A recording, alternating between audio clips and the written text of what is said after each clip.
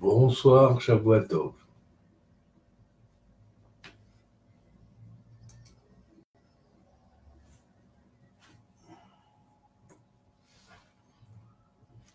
Bonne semaine. היום אני אפתח קצת מהלוחות שקיבלתי ממטאטרון. Aujourd'hui, je vais ouvrir un petit peu les tables que j'ai reçues de Métatron Hanor qui était Hanor sur Terre et qui est Métatron maintenant, pour décrypter les bases d'un alphabet qu'on va prendre celui qui est tout en haut ici, tout en haut, le premier.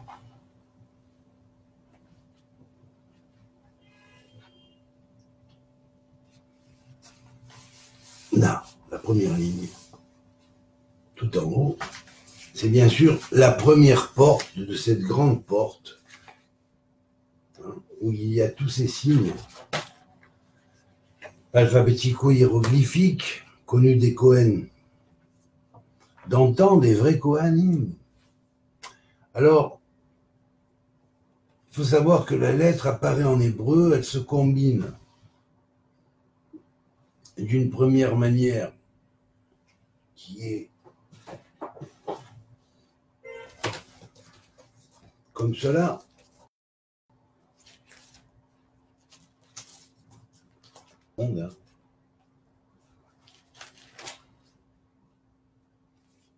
Voilà. On va la prendre ici. Voilà.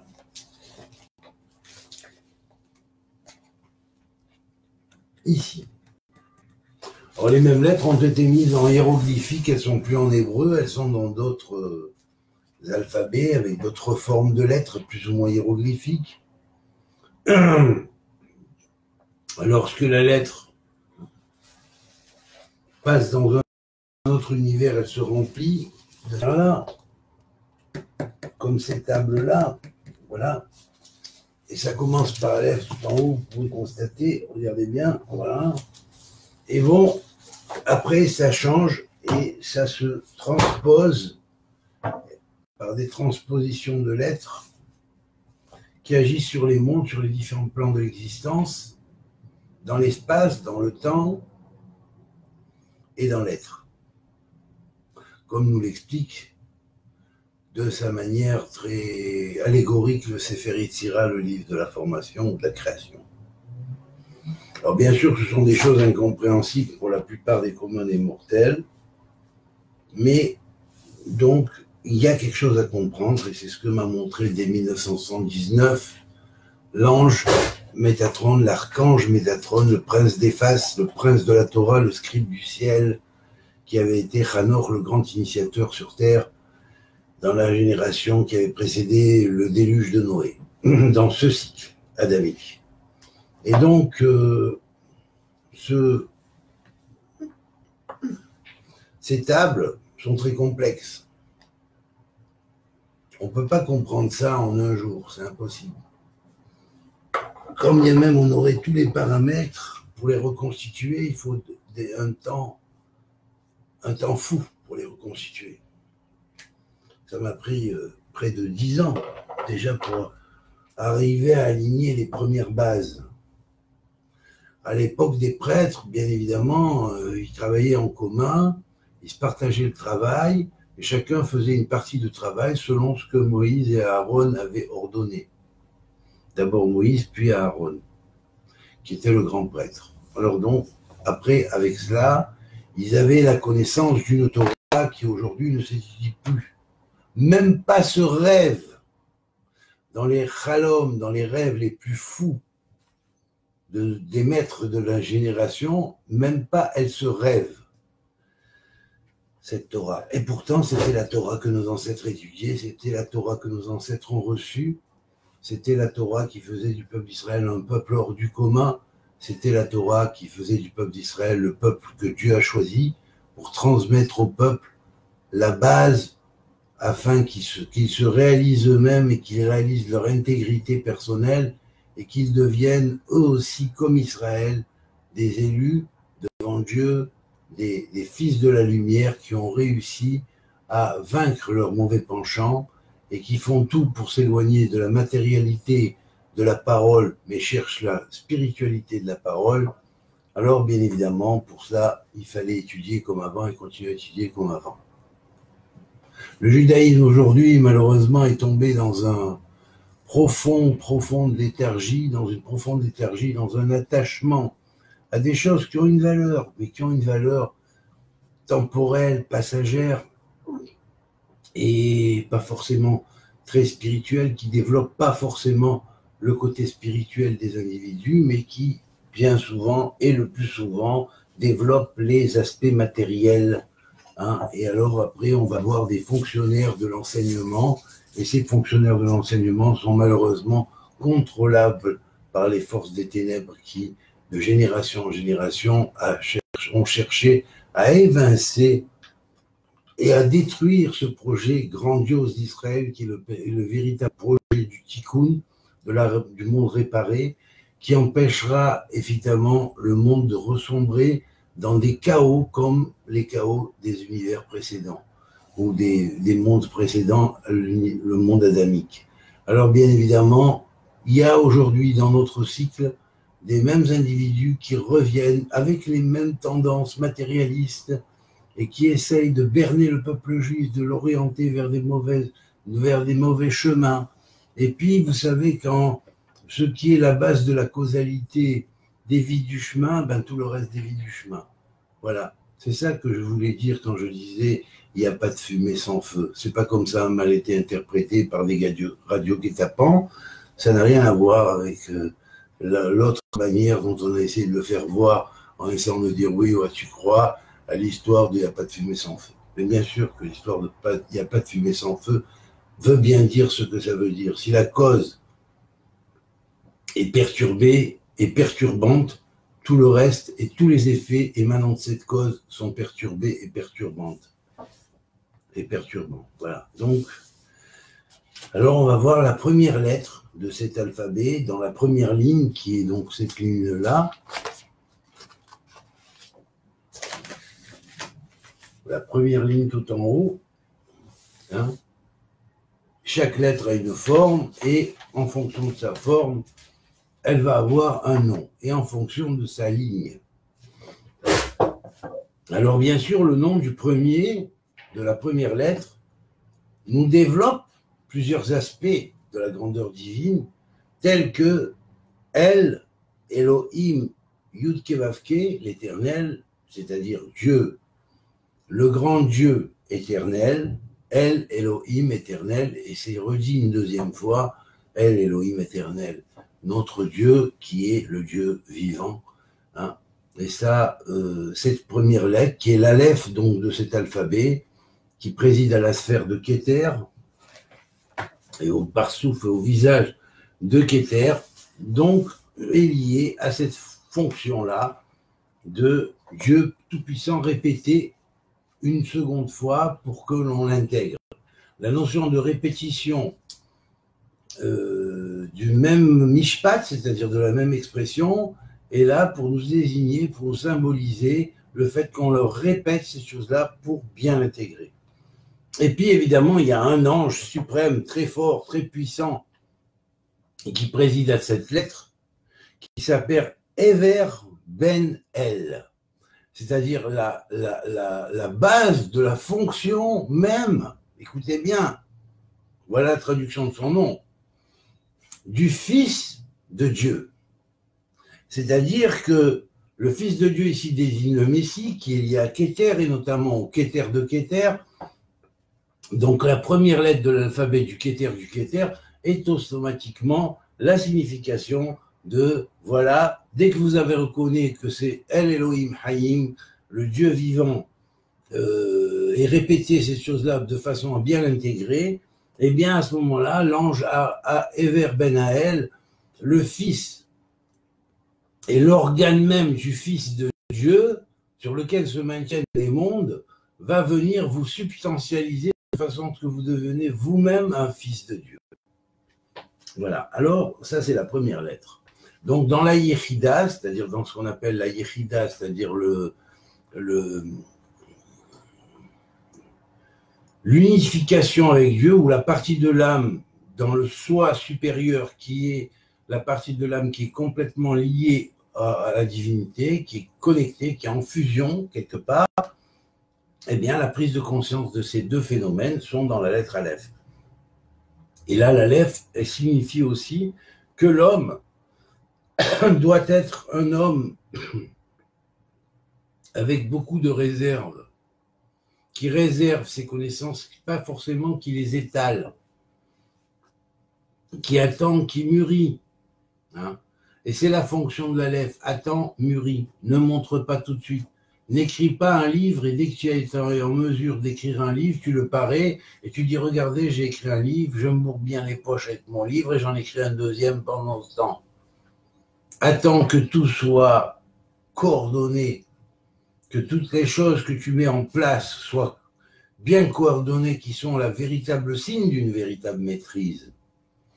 Et alors sort, cette chose-là s'appelle l'homme qui est d'une très grande manière Tsanoua, c'est-à-dire réservé. Il y a un livre dans le Zohar, un des grands chapitres du Zohar qui s'appelle Sifra d'Etznirouta, le livre de la réserve. Mais en fait, on l'appelle, on le traduit aussi par le livre du secret. C'est le grand livre du secret. Je vous conseille de partager cette vidéo parce que de plus en plus, ça va aller avec des vidéos comme ça. Parce que vous allez apprendre véritablement, pour ceux qui me suivent au fur et à mesure, à procéder comme les Kohanim existaient, et étudier, et enseigner, et donner une technique et une méthode d'étude. Alors, au fur et à mesure, vous vous connectez avec ce que je vais dire, et au fur et à mesure, après quelques séances de formation, vous commencerez vous-même à vous sentir que vous vous formez parce que Dieu aura fait germer la graine qui est en vous. Et bien évidemment, quand on fera plus tard des tables rondes, et j'espère qu'on en fera, alors on pourra commencer, je pourrais commencer à vous montrer qu'est-ce que c'est que de travailler en commun avec ces matériaux en main. Et comment tout le monde participera, chacun sortira son ridouche, et chacun sera intelligent vis-à-vis de tous, et tous seront intelligents vis-à-vis de chacun. Voilà, donc on va continuer. Alors dans l'Aleph, il y a encore une autre signification qui est extrêmement importante, c'est-à-dire que l'Aleph va désigner sous le plan collectif ceux qui aiment son verbe, ceux qui aiment sa parole, ceux qui aiment la puissance de la parole de Dieu. Car la puissance de la parole de Dieu crée, il ne dit pas n'importe quoi, ce qui passe par la tête. Il enseigne quelque chose qui est un véritable détonateur dans l'âme. C'est l'enseignement divin réel. Alors, bien évidemment, c'est aussi une autre signification. L'Aleph, c'est de toujours se poser la question, quel est le bon chemin? Et ça, c'est encore la cinquième particularité de l'Aleph. Fondamentale, et fonctionnalité qui va aller en s'expandant. Non seulement, c'est-à-dire qu'elle va aller dans le code génétique pour ceux qui sont nés sous cet alphabet, c'est rare, mais il y en a, et donc, bien évidemment, il va donner cette vertu qui va traverser les générations dans la génétique humaine, et qui va faire que de génération en génération, les enfants vont se poser quelle est la bonne signification, quel est le bon chemin, et vont apprendre à faire les bons choix. Voilà. Vous remarquez une chose, c'est que je ne vous répète pas, je ne vous répète rien, je ne fais pas du copier-coller, c'est tout à fait nouveau. Voilà, donc pas dire celui-là, il a puisé là ou là. Voilà. Alors maintenant, on a la lettre bête. Alors la lettre bête, qui signifie la notion de l'individu qui se trouve sur une grande tour de lumière. Et sur cette tour de lumière, il voit les choses venir et il existe un lien entre lui et sa descendance. rien n'est perdu. Hachem sait tout et connaît parce qu'il voit de ces tours de lumière comme les anges, Métatron et ses anges voient à partir de cette lettre bête, cette grande tour de lumière, l'avenir et la destinée de chaque génération d'individus. Et la connaissance du Mashiach est poursuivie de génération en génération. On sait où est allé le Zera, chez qui il est passé, les anges le suivent, les anges savent qui il est. Pourquoi? Parce que la fonction de la lettre belle, c'est que la racine même de ce qu'on appelle le manteau de l'ancien des temps, on est là dans le Keter du Keter, donc la couronne de la couronne, l'alphabet de la couronne, hein, eh bien, dans le Keter du Keter, dans cet alphabet-là, il est connu hein, que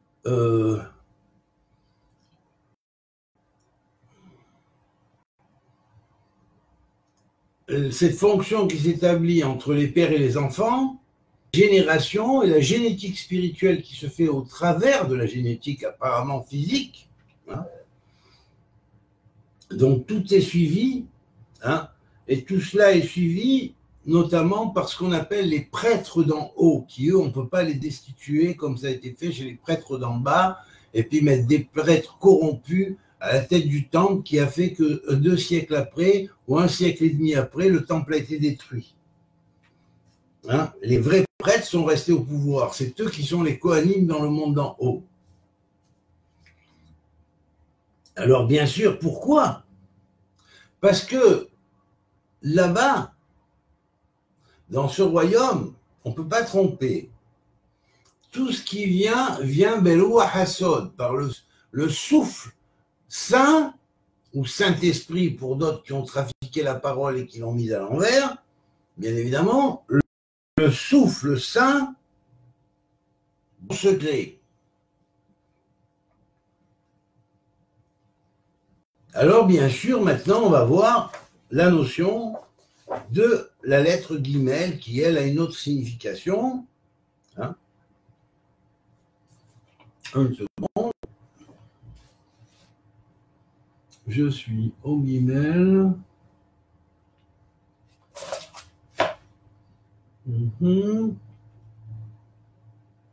Voilà.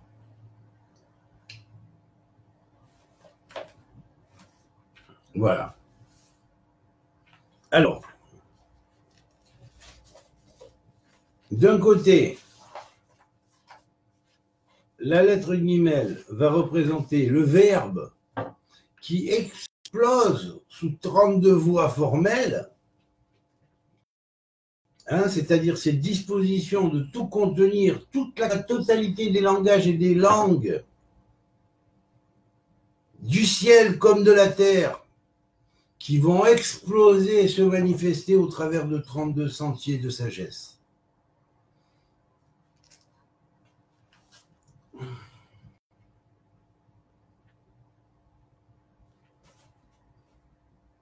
Et voilà. Donc, c'est la base de la lettre guimel, qui, elle, est liée à la bina du Keter, hein, c'est-à-dire l'intelligence de la couronne, qui va commencer à faire son travail, et son travail repose essentiellement sur les 32 voies de la sagesse qui ont été établies avant. Alors, elle va développer ce que l'on appelle, Shavuot, elle va développer ce que l'on appelle l'intelligence qui a reçu de la Chokhmah et qui va établir ses 50 portes. Et tous les plans vont y passer. Tous les plans, les 7 fois 7 plans, et même les 7 fois 7 fois 7 plans. Voilà. Ce qui fait que dans le Geshem, c'est-à-dire dans la réalité des plans parallèles, qui sont 243 plans principaux, hein, les possibles vont pouvoir aller de parallèle avec les compossibles. Les choses possibles dans les choix vont pouvoir aller de parallèle avec les compossibles, c'est-à-dire les choses qui leur sont parallèlement possibles. Alors, bien évidemment, C'est cela qui fait que le nom de Guimel va être Giborei Torah. Les puissants de la Torah. Les puissants de la Torah. Les forts dans la Torah. Pas les petits qui commencent, hein, qui vous font un petit cours sur ce qu'ils ont appris depuis 2 mois ou 3 mois en Shiva. Ça a son sens. Mais surtout, ne faites pas comme beaucoup font dans cette génération, que les choses sont à l'envers et que des petits rigolos qui ont fait 2 mois, 3 mois de yeshiva parce qu'ils ont été mal éduqués par leur maître viennent donner des leçons à des gens qui ont des fois des 40 ans d'études. Et un homme qui a 40 ans d'études peut prendre une leçon d'un enfant, peut prendre une leçon d'un débutant dans la Torah qui a pris 2-3 mois d'études seulement, bien sûr, mais que le petit commence à peine, vient imposer à l'ancien et lui dire c'est pas comme ça, c'est comme ça, parce que son maître lui a même pas appris à avoir un frein à sa langue et à avoir la pudeur de ce qu'il étudie et à apprendre à beaucoup approfondir les choses avant de commencer à parler. Hein. Alors, bien évidemment, dans cette génération, toute l'éducation est à refaire, malheureusement. Alors, on va maintenant voir un des autres aspects du Guimel. Alors, et voilà. C'est également la personne qui est Gam Avir Lev, qui est puissant. Non seulement il est Giborei Torah, ce sont les Giborei Torah qui sont désignés au travers de la lettre Guimel, dans la sphère de cet alphabet-là. Mais en même temps, ce sont ceux qui sont également Avir Lev, chevaliers du cœur. Des puissants du cœur, des chevaliers du cœur.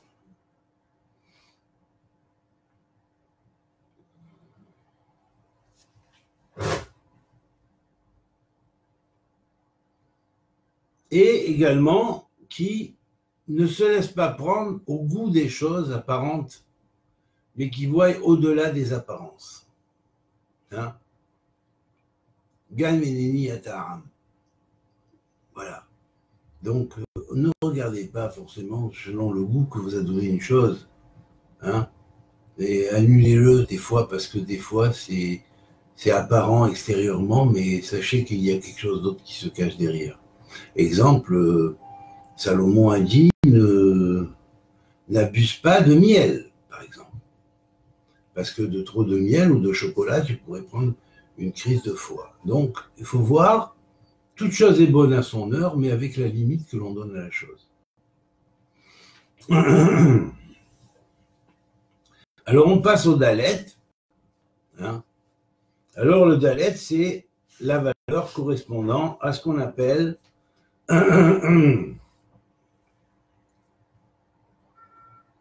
les choses fondamentales, Dvarei Yesod. Les choses qui sont les Divrei Yesod, les choses fondamentales dans le fondamental. Et les choses qui reposent sur quelque chose. Le Dalet, c'est aussi Dumia Amoka. Quand il y a une ressemblance, mais une ressemblance profonde entre deux choses. C'est aussi Da ou Re. Le Dalet s'appelle vois et regarde et comprend. Comprends ce qui est au-delà des apparences de ce que tu vois.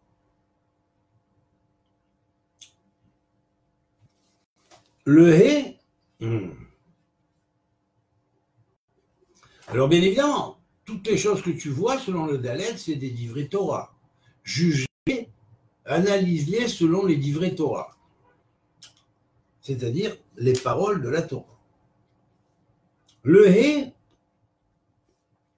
symbolise Hamamar. Le He s'appelle Hamamar. La parole sortie du verbe. sur laquelle tu réfléchis. La parole, je répète, sortie du verbe sur laquelle je réfléchis. Ou sur laquelle tu réfléchis, sur laquelle chacun réfléchit. APR ainsi que la merveille qui en sort. Car dans la Torah, tout n'est que merveille. Simplement, aujourd'hui, on ne sait pas, on a perdu comment ressusciter ces merveilles. Alors, un des autres noms de Aleph, c'est Hadibour Hashishi, la sixième parole.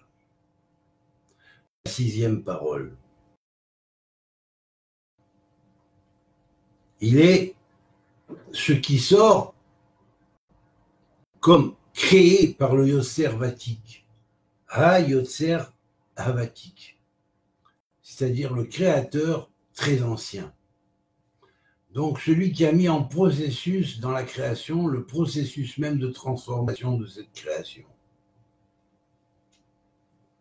Le Vav est la valeur de le symbole même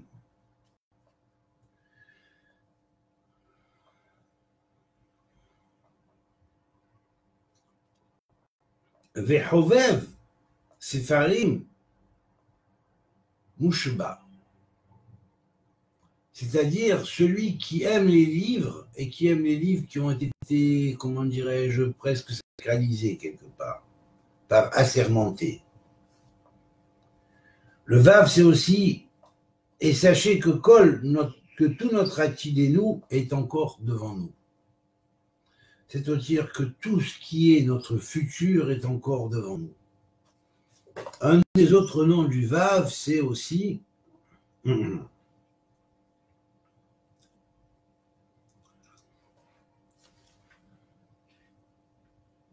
Keyuda Yadoua la Yodaim, et cela est connu de ceux qui connaissent. Vetov Klum Malek Klum, et le bien où il n'y a pas de bien rempli ne remplit rien. Le Zaïn, c'est Zenusra Kodem. Tu dois connaître la formule qui a précédé, sans quoi tu n'accéderas pas à la lettre Zaïn, qui représente un véritable char triomphant si on l'analyse en tarot, qui est aussi une transposition des lettres de Torah, mais enfin ça c'est un aspect simplement. Alors bien évidemment, ici on a encore une autre signification qui zou Riba Na'av. C'est-à-dire c'est une dispute mais qui est bonne. Dans la notion du Zaïn, c'est comme un concours de chars. C'est le bien de la dispute, c'est le bon de la disputation. Et c'est évidemment Ziv Ha'or Elohai, c'est-à-dire la splendeur de la lumière qui émane de mon Dieu. Le Chet, c'est Chaver Nichvad. Ce Chaver Nichvad, c'est celui que tu trouves pour étudier ces choses-là, pour étudier les grandes profondeurs de la Torah. Comme la Torah nous dit, Kne Chaver, c'est-à-dire attribue-toi quelque part, fais ce qu'il faut, même financièrement, pour avoir un copain d'études, un ami d'études avec qui tu peux débattre des choses profondes de la Torah. C'est Hen Be'ene Elohim, la grâce aux yeux de Dieu. Le tête, c'est Tov Avi Umori, c'est-à-dire c'est le bon que le Père apporte et transmet à l'individu. C'est également les dinim ou les lois qui concernent dans le yesod, dans le fondement, parce que le tête est ici lié au fondement du Keter, la Tahara et la Tum'a. Sotomeret, tête, Tum'a, ve tahara, ces deux mots commencent par tête. Donc, c'est les sujets qui sont reliés à la Toum'a et à la tahara qui doivent être inclus et connus par l'être. Le Yud, c'est Yeda Aka'al Kulo, la connaissance de toute l'assemblée tout entière. C'est-à-dire que ça veut dire quoi? Et ça donne un conseil de bien comprendre. Comme le Yud est la petite lettre, des fois dans le détail, tu rentres dans un temple, tu rentres dans une assemblée de gens avec laquelle tu te conjoins, hein, avec laquelle tu vas travailler avec eux, de penser plus ou moins.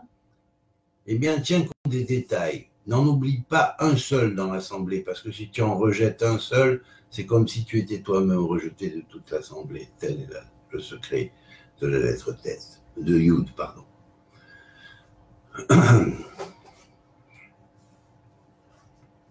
Le Yud est également, nous rappelle les temps qu'a duré le deuxième temple, Yemé Bet Sheni.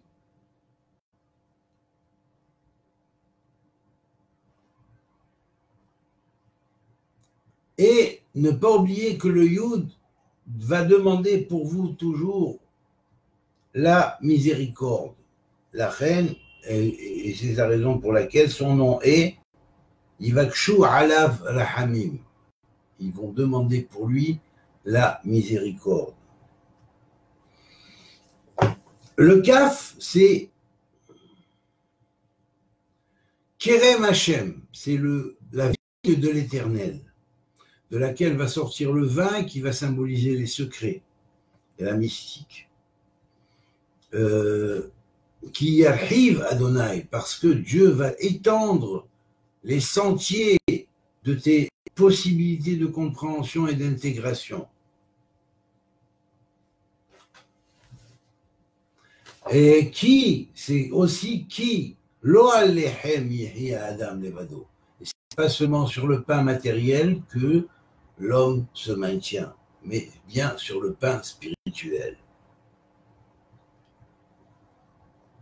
C'est également la raison qui fait que tu as reçu un bien, tu as pratiqué un bien qui asita atov, car tu as fait le bien. Et ça, le Yud va en témoigner et va dire il a fait un bien, voici tel jour il a fait un bien à quelqu'un réellement, à une autre de tes créatures pour la développer, pour l'aider.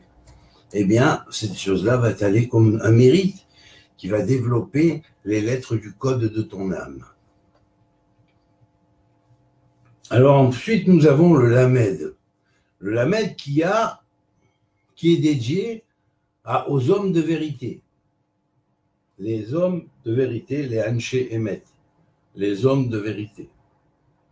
Les Vanata Sapir, en même temps, c'est la Levanata Sapir, c'est-à-dire la lune saphirique. La lune saphirique qui va symboliser la connaissance des grands mystères de l'Ogdoad divine. C'est-à-dire l'Ogdoad divine, c'est-à-dire le... Oh, j'en ai fait un tableau, mais je ne peux pas le cacher, là, il est collé. Divine, c'est une figure à 8 côtés comme octogonale, avec des tas de traits qui relient à l'intérieur les différents 8 points entre eux. Voilà, donc c'est de cette Ogdoad divine que sortait l'ancien ivrite ou hébreu proto-sinaïtique. Donc, vous voyez l'importance. Alors, bien sûr,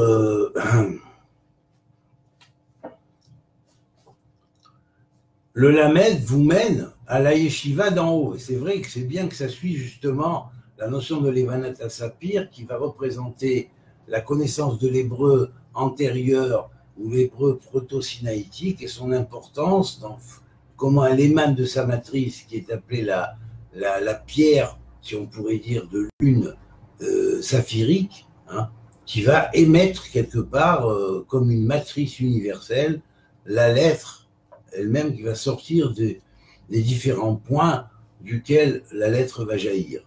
La lettre va jaillir de cette octoade, de cette octade.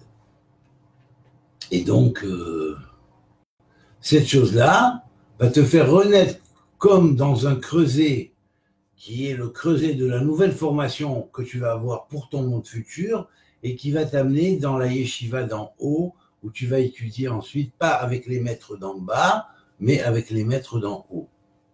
Alors bien sûr, c'est aussi lié à ceux qui sont les roches à Medabrim, ceux qui sont à la tête de tous ceux qui ont parlé, les paroles du Verbe au cours des générations. Voilà, le même.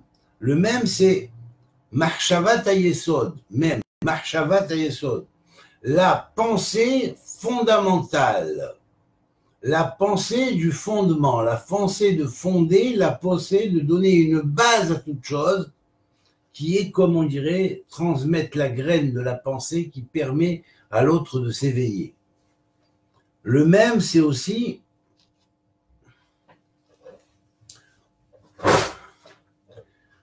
Minchat Bikurim Lachem, c'est donner quelque chose de soi-même quand on fait un bikour, c'est-à-dire qu'on va visiter un endroit sacré pour Dieu. Je parle de là de ceux qui faisaient à l'époque, par exemple, les processions pour monter à Jérusalem, pour apporter quelque chose de bon au temple, et donc toutes ces choses-là. Et donc nous avons ici les mincha lachem, les minchat abikurim, abikurim, abikurim à la fois quand tu vas faire la visite à Dieu, hein, au temple, hein, mais on pourrait dire même allégoriquement, tu donnes le meilleur de toi-même, le premier-né de toi-même.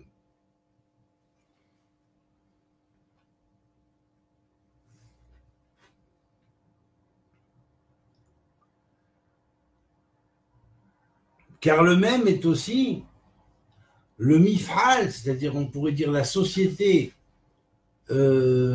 industrielle des premiers, des primordiaux, des antérieurs, dans cet alphabet de la couronne, qui est le premier des alphabets, qui combine Aleph avec toutes les lettres. Donc chacune des lettres a son nom ici, dans cette combination. Et le secret du même, c'est aussi Marshavat Levavi, la puissance qui émane de mon cœur. Alors le Noun maintenant. Alors le Noun, sa valeur, c'est qu'il est le symbole de Nitkatsu Yardav. La 50e porte est ouverte, qui est la valeur numérique du Noun, et que les gens traversent, c'est ce qu'on appellerait les 50 portes de l'intelligence, alors ils vont tous se rassembler ensemble en unité. Mais pas dans une unité que prétend ou veut amener un gouvernement d'ordre mondial qui ne tiendra pas très longtemps, même s'il a beaucoup de pognon derrière lui. Voilà. Alors c'est ma petite allusion comme ça en passant. Hein. Voilà. C'est pas avec l'argent qu'on construit le monde. Alors je vais vous raconter une petite histoire, mais je vais continuer. Et j'ai peur d'oublier, je vais vous la raconter maintenant. Le jour où l'ange est venu me voir, il m'a dit maintenant, David, va faire la tzedaka. Tu vas apprendre à différencier la différence qu'il existe entre ce que l'on appelle l'argent sain et l'argent malsain. Alors je suis allé, je suis sorti. Il m'a dit, va et je vais avec toi. Et je vais à un endroit, puis après je vais à un autre endroit, et en chemin, plusieurs fois, je rencontre l'ange sous des apparences différentes. Et il vient toujours vers moi, comment allez-vous? Parlez-vous français? Et alors, des fois avec un accent d'Amérique du Sud, des fois avec un accent de latin, des fois avec un accent grec, des fois, bref, des fois avec un accent comme Mouktar, ou alors comme Poi, même chinois, bref. Plusieurs fois, durant le chemin, il s'est présenté comme ça, sous des apparences multiples. Et puis, bon, ben, une fois que j'ai été dans différents endroits pour faire cette quête, donc de tzedaka, pour construire ce qu'on appellerait, il m'a dit, va et tu diras cela, et lorsque tu diras cela, tout le monde donnera. Même ceux qui ne veulent pas donner. J'ai dit, bon, ben, je vais y aller. Il m'a dit, va étudier. Un rave qui me connaît, et qui a connu mon père, demande à ce que je fasse une collecte de tzedaka afin de faire une école à la mémoire de mon père en Eretz Israël à Jérusalem. Alors, bon, je dis, mais je ne vais jamais arriver à réunir les fonds de cette école. Il m'a dit, non, mais va, c'est pas grave, c'est pour que tu apprennes. Je te montre juste que ça fonctionne. Alors, je suis allé, et je disais ça, et à chaque fois que je disais ça, la personne mettait la main à sa poche, comme si, comme dit le livre de Daniel, eux, ils ne voyaient pas, mais leur mazalote voyait. Eux, ils ne voyaient pas la prophétie que Daniel avait reçue, mais leur mazalote voyait. Alors, leur mazalote, ce sont leurs signes astrologiques, si on pourrait dire, ceux qui gouvernent leur destin, si on pourrait dire. Alors donc, ils ont donné, effectivement. Et puis, les gens donnent des sommes variables. Et après, je rentre avec tout l'argent que j'avais récolté, et je dis, voilà. Alors, il me dit, ça, c'est à une personne comme ça et comme ça, oui, cet argent-là est sain. Ça, c'est une humble offre venant d'une personne donnant cet argent qu'il a gagné à la sueur de son front, cet argent-là est sain. Puis il arrive à un endroit, il a pris le billet, il a complètement écarté. C'était un billet de 500 francs à l'époque, c'était pas mal, hein. C'était un magasin de cache-route qui avait la cache-route. Hein. Il a dit non, cet argent-là ne peut pas être utilisé pour la sainteté. Et il a pris, il l'a jeté comme ça. Pourtant, la personne qui me l'avait donné, c'était une personne qui avait le tampon, machin, comment dire, la conditoria de cache-route, hein, où les gâteaux, les repas étaient faits, cachers, badats, c'est tout ce qu'on veut, quoi. Et ben, c'est ce qui a été le plus repoussé.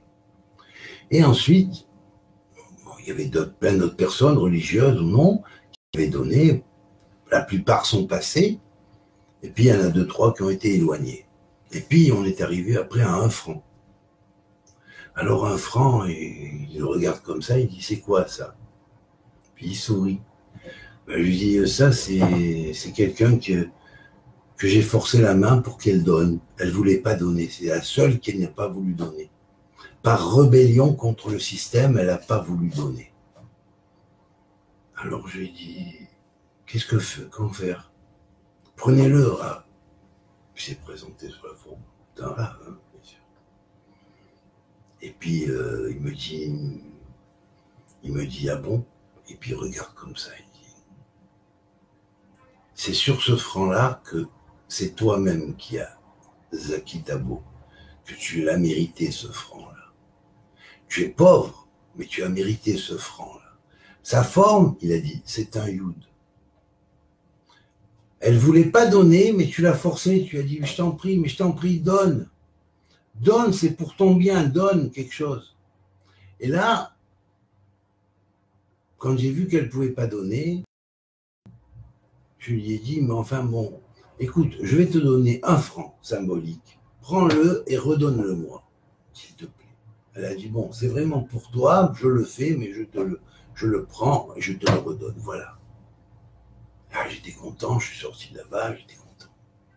Voilà, il m'a dit, c'est ce franc-là qui a le plus de valeur que tout ce qu'on met, tous les autres. C'est-à-dire, mes chers amis, que la tzedaka, c'est quelque chose qui doit être de l'argent sain. Quand l'argent est sale, qui provient de mines, qui provient de gens où les gens sont maltraités, hein, où les employés sont dénigrés, vous voyez, où ils valent moins que rien vis-à-vis du patron, vous savez, cet argent-là n'est pas un bon argent. Et quand on dit qu'on va construire le temple, il faut que le temple soit construit sur les bases d'un argent sain. D'un argent sain, kadosh. Voilà.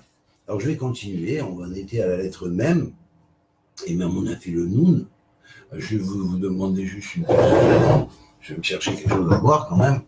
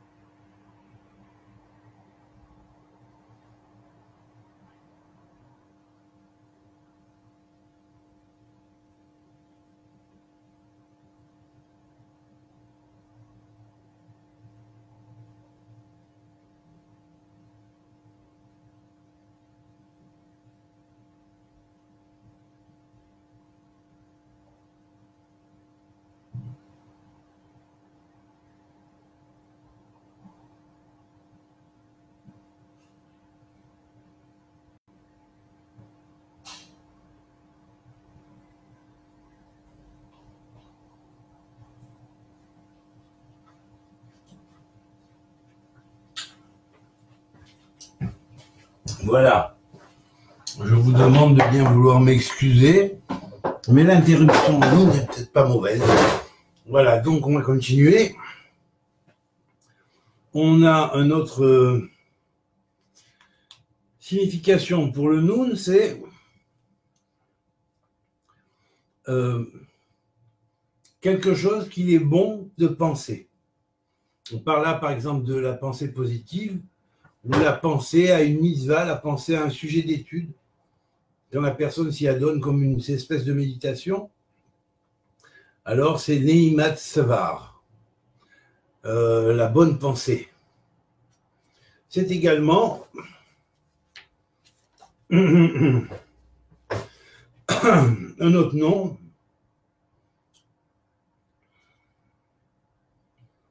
qui est Nagid al-Ami. Je vais dire au nom et au sujet de mon peuple. Nevalechia, nous allons bénir l'Éternel. Donc cette fonction est du Noun. Neeman le Ramo, le Noun est Neeman le Ramo, c'est-à-dire il est droit, intègre vis-à-vis de son peuple. Le Samer, c'est Sod. Beham Segulla, le secret qui s'établit au sujet du peuple de Segulla, c'est-à-dire qui est un peuple brise-obstacle, la race violette quelque part. Voilà, spirituellement, c'est comme ça que le Rav Chaim l'avait vu, hein. Donc il a dit c'est pas mal, c'est bien associé avec la race violette, une race en avance sur les autres races. C'est ça qui forme le peuple presque choisi par Dieu, quoi. Sodari, le secret du Hari, du lion, mais aussi du lion de Safed, qui est le plus grand des kabbalistes. Sod Amok, le grand secret de la profondeur, un des autres noms du Samer. Un autre nom du Samer, c'est non, c'est tout. Pour le moment, bien sûr, après c'est des noms d'anges et tout, on ne va pas rentrer là-dedans. On va voir, pour le moment je regarde les noms fonctions. Alors on a également le nom qui est lié au Haïn. Alors le nom du Haïn, de l'être Haïn, c'est Al.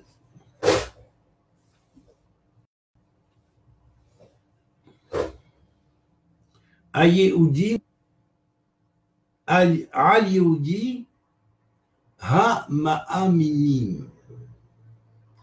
Sur les Juifs qui sont des Juifs qu'on peut se fier à eux, qu'on peut avoir confiance en eux, et c'est là-dessus et sur eux que toute la notion du Haïn, de l'œil divin, est pointée par la providence et suit de génération en génération, car c'est sur eux que Dieu a fondé la délivrance et la possibilité d'éveil de tout ce qui est complètement, même faisant partie du peuple d'Israël, endormi dans le cycle de l'existence pour être réveillé. Donc on a aussi, c'est le Soulam Al-Ilan, Soulam Agéoula. Les individus qui montent vers le Soulam, c'est-à-dire dans l'échelle de Jacob pour la délivrance. Etzer Olam, le Haïn est aussi la base de ce qu'on appellerait les conseils du monde, les arbres du monde. Si un arbre reçoit des bons conseils, il va fleurir, il va donner ses fruits. Le Haïn, le P. La lettre P s'appelle comme ça. Une seconde.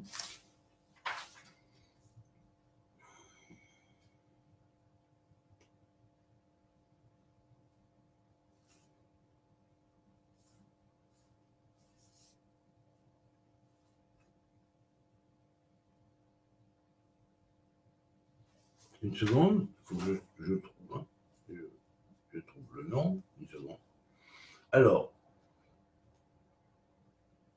on était là. Voilà. Pour, c'est-à-dire la multiplication, mais aussi le jeu, le jeu comme un jeu de dés, par exemple, le jeu du sort. Mais également, c'est aussi le nom de HPR, PRA, c'est-à-dire la merveille. Le P est la merveille. P, étant donné que sa signification est liée à la parole et au verbe, on comprend que ce soit la véritable merveille. Shavuotov, Shoshana, Shavuotov, tous ceux qui me marquent Shavuotov, je m'excuse, je suis occupé ici, donc je ne réponds pas là-bas, mais bon. Alors en plus, c'est le tzaddik, on l'avait vu, hein,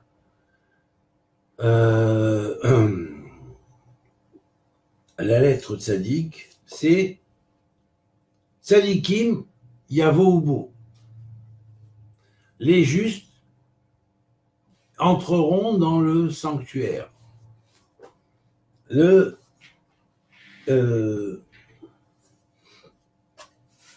tzaddik est aussi tzedek ou mishpat mechon kiso, c'est-à-dire la justice et le fondement de la droiture sont les bases fondamentales sur lesquelles le ciel qui maintient son trône repose. Tzadikim, smechim bechelkam, c'est aussi le nom de cette lettre tzadik. Que les justes sont ceux qui sont heureux, hein, de ce qu'ils possèdent. Ils ne convoitent pas chez l'autre ce qu'ils possèdent, ils se contentent de ce qu'ils ont et ils sont heureux dans ce qu'ils ont. Et ils remercient le ciel pour ce qu'ils ont. Ils n'ont pas l'œil qui veut dévorer le monde entier et avoir toutes les usines à eux, les banques à eux et tout ça, et puis gouverner tout le monde. Ils n'en ont rien à faire de ça parce que leur monde n'est pas de ce monde. Voilà. Et qui se sentent un petit peu atteints dans leur orgueil, hein, je dis ça, pour qu'ils comprennent la différence quand même qu'il y a devant Dieu, hein. Quelqu'un qui fait des sacrifices, qui accepte la pauvreté, qui va dans la pauvreté pour l'Éternel, et quelqu'un auquel on aurait pu mettre le tapis rouge et qui aurait pu avoir un très bon avenir matériel, peut-être pas comme les grosses familles de banquiers, mais bon, qui aurait vraiment vécu bien, quoi. Mais non. Il a préféré faire le sacrifice de ça pour la Torah et l'étude. Voilà. Alors, bien sûr, c'est un enseignement qui a de la valeur. Alors ensuite, on a, dans le tzaddik, un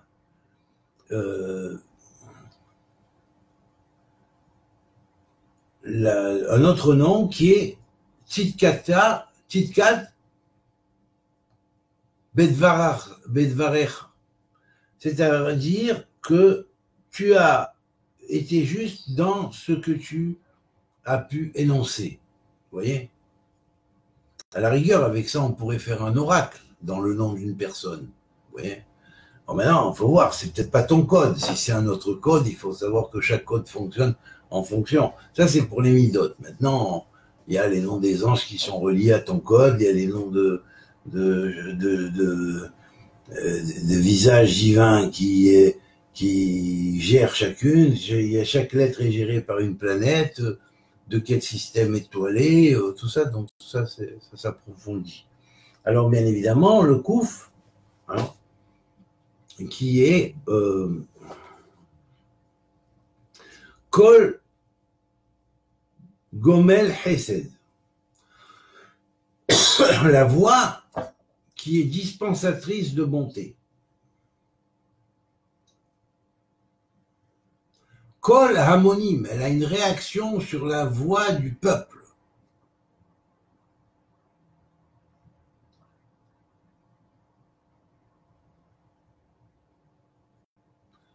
Kol Adam Illaha, la voix de l'homme d'en haut.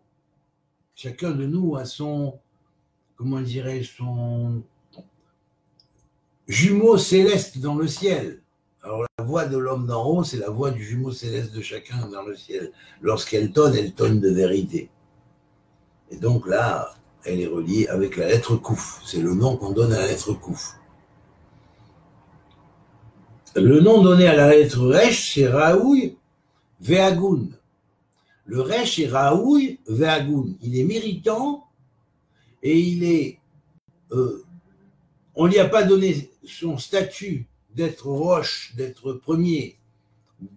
Comme ça, il est comme ça appelé parce qu'il est Raoui, il mérite ce qu'on lui a donné, Vehagoun, et il est droit dans son service.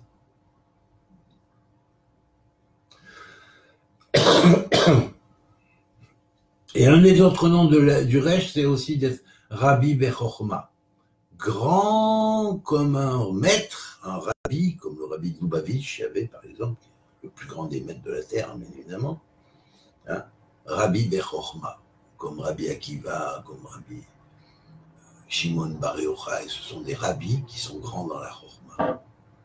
Rabbi Bechorma, ce sont des véritables maîtres de la sagesse.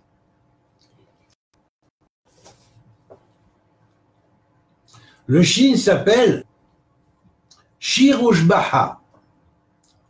Il est un grand chant et une grande, on pourrait dire, comme les gens qui allaient, qui récitaient les éléments de la gloire du roi, quoi, je veux dire. Donc Shir Ushbaha avait, on pourrait dire, des chants et des louanges, voilà, des louanges, des exaltations d'un personnage.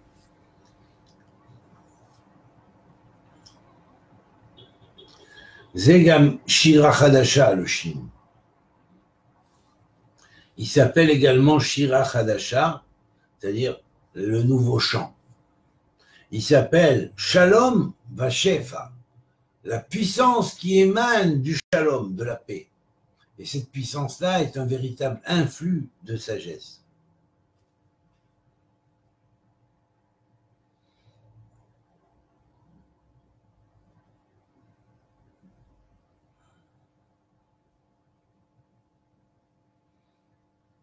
Shebahoum, Sabhoum, Shel Makom.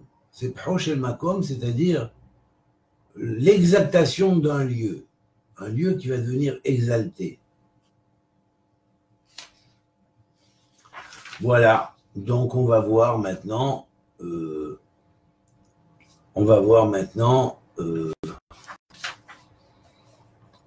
Tav, qui est Tatlev, ce qui est en dessous du cœur, mais qui en même temps, qui est la puissance qui motive le cœur. Le grand verbe divin qui émane du cœur. Voilà. Et là, un autre nom de Tav, c'est Tav Shanim Lev. 400 années de cœur. Les 400 années de cœur, c'est pour la fin. Quand le monde sera rétabli, les premières 400 années de cœur du 7e millénium, 7e millénaire, seront des années florissantes où l'humanité, même les plus négatifs après avoir fait Teshuvah, Dieu va leur redonner une possibilité de réparer les erreurs qu'ils ont fait. Et c'est surtout pendant les 4 premiers centenaires qu'ils vont réparer leurs erreurs et éventuellement pouvoir continuer. Voilà. Voilà. Eh bien, je vous souhaite une bonne soirée d'abord, un bon Shabbat Shalom, un bon Shavua Tov, une bonne semaine, et puis faites passer autour de vous, ne gardez pas ça que pour vous. Voilà. Que Dieu vous bénisse et qu'il aide le peuple d'Israël à revenir à sa Torah, à retrouver le bon chemin et à ne pas se laisser avoir par ceux qui lui mettent les petits vers au bout des hameçons pour qu'il gobe l'hameçon et comme un pauvre poisson se fasse prendre au filet. Voilà. ou à l'hameçon. Voilà. Et les poissons, c'est le symbole des âmes qui montent et qui descendent. Voilà. Alors, à très bientôt, chers amis, que Dieu vous bénisse. Salut Avi Cohen, Shavuot Tov, Shoshana, Shavuot Tov Marc Cohen, Michael, Natal, Philippe, enfin bref. Tous ceux que je vois et ceux qui sont passés, j'ai pas eu le temps de tout regarder. Que Dieu vous bénisse. Au revoir, merci beaucoup. Salut Maya. Au revoir, au revoir. Shavuot Tov.